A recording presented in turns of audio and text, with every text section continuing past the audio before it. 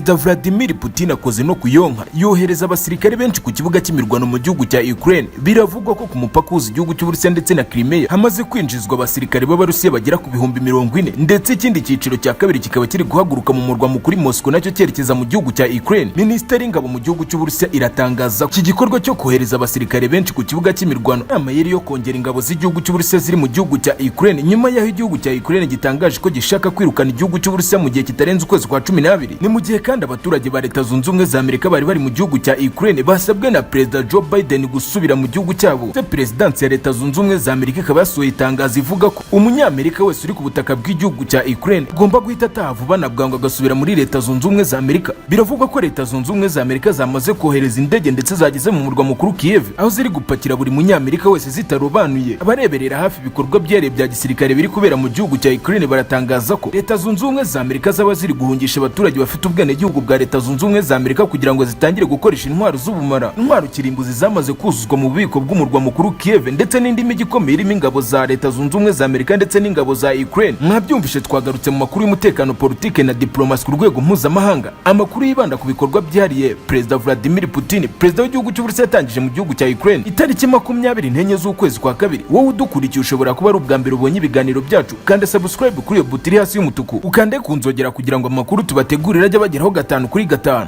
Itsinda rinini ry'abasirikare b'Abarusiya ryamaze kwerekeza ku kibuga cy'imirwano mu gihugu cya Ukraine nyuma yaho igihugu cya Belarusiya nacyo cyohereje abasirikare bo mu mutwe wa Special Force bagiye gufasha ingabo z'igihugu cy'Uburusiya kwisubiza Kherson. Ndetse nk'uko tubikesha umunyamakuru wa Russia Gazette uri ku kibuga cy'imirwano mu gihugu cya Ukraine, aratangaza ko ku mupaka uzi igihugu cy'Uburusiya ndetse na Crimea amaze kwinjira uruhererekane rw'ibimodoka binini bipakiye abasirikare ndetse n'ibitwaro bivuye mu murwa mukuru Moscow. Irindi tsinda rikaba ryerekeje mu gace ka St. Petersburg ku nkengero z'inyanja yirabura, aho zigiye kwifashisha inzira y'amazi ubundi zikinjira ku kibuga cy'imirwano. Ibi kandi bikaba bibaye nyuma yaho igihugu cya Ukraine gitangaje ko gishaka kwirukana ingabo z'igihugu cy'Uburusiya mu gihe kitarenze ukwezi kwa 12. Ibi bikaba byaratangarijwe mu nama y'umutekano yabereye mu murwa mukuru w'igihugu cya Ukraine, aho yari yobowe n'abayobozi bakomeye mu gisirikare cya Ukraine ndetse n'aba Leta Zunze Ubumwe za Amerika, Ubwongereza n'abandi basirikare ba NATO. Sergei Sorovakin uyoboye ibikorwa byare bya gisirikare by'ingabo z'igihugu cy'Uburusiya ku butaka bwa Ukraine akaba n'umugaba w'ingabo zirwanira mu kirere yatangaje ko icyari cyo gihe cyonyine gisigaye kugira ngo inkozi zo mu burengerazuba bw'isi zihabwe isomo ndetse zirekwe na Perezida Vladimir Putin ko kuba tarazirukanye ku butaka bw'igihugu cya Ukraine atari uko bimunaniye, ahubwo yategereje ko bagarura umutima bakemera kumvikana n'igihugu cy'Uburusiya bidasabye kumena amaraso. Ariko kuba baranze uwo muburo bigiye kumutera gukoresha imbaraga z'umurengera ahangane nabo ndetse asenye burundu ibirindiro byabo biri ku butaka bw'igihugu cya Ukraine. Mu yandi makuru kandi, Leta Zunze Ubumwe za Amerika zamaze gusohora itangazo risaba abaturage b'igihugu cya Leta Zunze Ubumwe za Amerika batuye mu gihugu cya Ukraine, cyane cyane ababarizwa mu mijyi ikomeye nk'umurwa mukuru Kiev, umujyi wa Lviv, Solidar ndetse n'indi mijyi yunganira umurwa mukuru w'iki gihugu, bakaba basabwe gutaha bagasubira muri Leta Zunze Ubumwe za Amerika. Prezidansi ya Leta Zunze Ubumwe za Amerika White House yatangaje iri tangazo nyuma yo kugirana inama n'abayobozi ba gisirikare. Inama yaberaga i Pentagon ndetse ikaba yari yatumiyemo Perezida Joe Biden, ndetse bakaba bafashe umwanzuro wo kwimura abaturage bafite ubwene gihugu bwa Leta Zunze Ubumwe za Amerika babarizwaga mu gihugu cya Ukraine. Biravugwa ko indege zitwara abagenzi zamaze guparika ku kibuga cy'umurwa mukuru Kiev, ndetse abambere bakaba bamaze kwinjizwa muri izo ndege, aho bagiye guhaguruka mu gihugu cya Ukraine bakajya muri Leta Zunze Ubumwe za Amerika. Abarebera hafi ibikorwa byare bya gisirikare igihugu cy'Uburusiya cyatangije mu gihugu cya Ukraine tariki 24 z'ukwezi kwa kabiri, baratangaza ko iki gikorwa Leta Zunze Ubumwe za Amerika giteye impungenge kuko bishoboka ko zigiye gutangira gukoresha intwaro z'ubumara, intwaro kirimbuzi. Ibi kandi Leta Zunze Ubumwe za Amerika zikaba zibikoze nyuma y'igihugu cy'Uburusiya nacyo cyazuye umugara cyarakaye cyane gishaka kwirukana burundu inkozi zo mu burengerazuba bw'isi. Ndetse mu makuru atugera hava ku kibuga cy'imirwano aravuga ko Uburusiya bwiteguye gukoresha imbaraga z'umurengera, byaba ngombwa bagakoresha intwaro kirimbuzi, intwaro z'ubumara zitwara imitwe ya nuclear.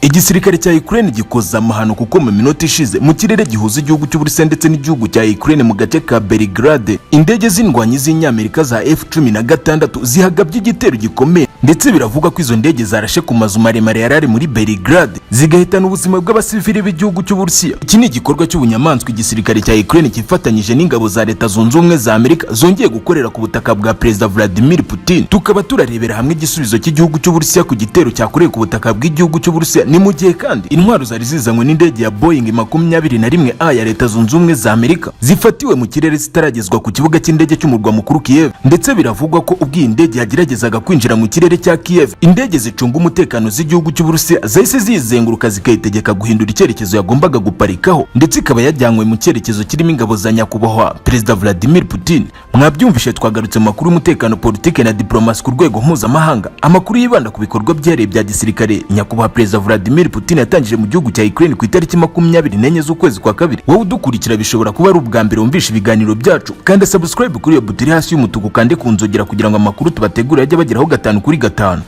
Igisirikare cya Ukraine kirwanira mu kirere cyifatanyije n'ingabo za Leta Zunze Ubumwe za Amerika yongeye gukorera igikorwa cy'ubunyamaswa ku butaka bw'igihugu cy'Uburusiya, ndetse Minisiteri y'Umutekano mu gihugu cy'Uburusiya ikaba yese itangaza amagambo akomeye aho ivuga ko igihugu cy'Uburusiya kigomba kwihorera ni mu gihe bibaye mu minota yashize, ubwo indege z'indwanyi za Leta Zunze Ubumwe za Amerika za F-16 zinjira mu kirere cya Belgrade ibarizwa ku mupaka w'igihugu cy'Uburusiya ndetse na Ukraine, igatangira kurimbagura ikoresheje rokete za Leta Zunze Ubumwe za Amerika, ndetse biravugwa ko amazu maremare yose yabarari muri uwo mujyi yashyizwe hasi. Abasivili benshi b'igihugu cy'Uburusiya nabo bakaba basize ubuzima muri icyo gitero cyakozwe n'inkozi zo mu burengerazuba bw'isi. Minisiteri y'Umutekano mu gihugu cy'Uburusiya nk'uko yabitangarije ikinyamakuru cyo mu gihugu cy'Uburusiya RY'AMERIKA yemeje amakuru, ndetse ihita yemeza ko igihugu cy'Uburusiya kigomba kwihorera ku nkozi zo mu burengerazuba bw'isi, ndetse bakaba bagiye guhura n'ibihano bikomeye biruta ibyo bahawe ubwo bagabaga igitero kiraro cyahuzaga Crimea ndetse n'igihugu cy'Uburusiya. RY'AMERIKA ivuga ko umubare w'abasivili baguye muri ibyo bitero utaramenyekana, gusa kuri ubu ngubu ikirere cya Belgrade cyuzuyemo ibyotsi bituruka kuri misile zarashwe na F-16 ya Leta Zunze Ubumwe za Amerika. Mu gihe kandi mu yandi makuru ari kuvuga mu gihugu cya Ukraine, indege yo mu bwoko bwa Boeing 21A ya Leta Zunze Ubumwe za Amerika yarizanye intwaro mu gihugu cya Ukraine. Biravugwa ko yafatiwe mu kirere cy'umurwa mukuru Kiev ubwo yageragezaga kugwa ku kibuga kiri muri uwo murwa mukuru Kiev, ndetse nk'uko ikinyamakuru kigenga cyo muri Ukraine Kiev Independent ibitangaza, iratangaza ko ubwo iyo ndege yageragezaga kugwa ku butaka bwa Kiev yahise izengurukwa n'indege z'umutekano za Perezida Vladimir Putin zo mu bwoko bwa Su-57 zigahita zitegeka iyo ndege guhindura icyerekezo yagombaga kugwaho, ndetse biravuga ko yajyanywe mu gice kirimo ingabo za nyakubahwa Perezida Vladimir Putin. Aya ni amayeri mashya y'ingabo za nyakubahwa Perezida Vladimir Putin yo kubuza ibitwaro byose biturutse mu burengerazuba bw'isi kugezwa ku butaka bw'igihugu cya Ukraine ngo bukoreshwe n'igisirikare cya Perezida Volodymyr Zelensky, nyuma y'aho Minisiteri y'Ingabo mu gihugu cya Ukraine itangaje ko ihaye igihugu cy'Uburusiya igihe ntarengwa cyo kuba yamaze kuvanwa ku butaka bw'igihugu cya Ukraine. Mu nama y'umutekano yabereye mu murwa mukuru Kiev yari yobowe n'abayobozi b'igisirikare cya Ukraine ndetse n'aba Leta Zunze Ubumwe za Amerika, bakaba bari bemeje ko mu kwezi kwa 12 igihugu cy'Uburusiya kizaba cyamaze kwambutswa umupaka w'igihugu cy'Uburusiya ndetse na Ukraine cyasubiye mu Burusiya kikavanwa ku butaka bw'igihugu cya Ukraine. Ibi nibyo byatumye Sergei Sorovakin ateranya abasirikare be bakajya inama, ndetse byavuye ku meza y'ibiganiro n'ibyo bikorwa by'indashyikirwa turi kubona ingabo za Perezida Vladimir ziri kugeraho, harimo no kubuza intwaro zose ziva mu burengerazuba bw'isi gera ku butaka bw'igihugu cya Ukraine ngo zakirwe n'ingabo za Perezida Volodymyr Zelensky.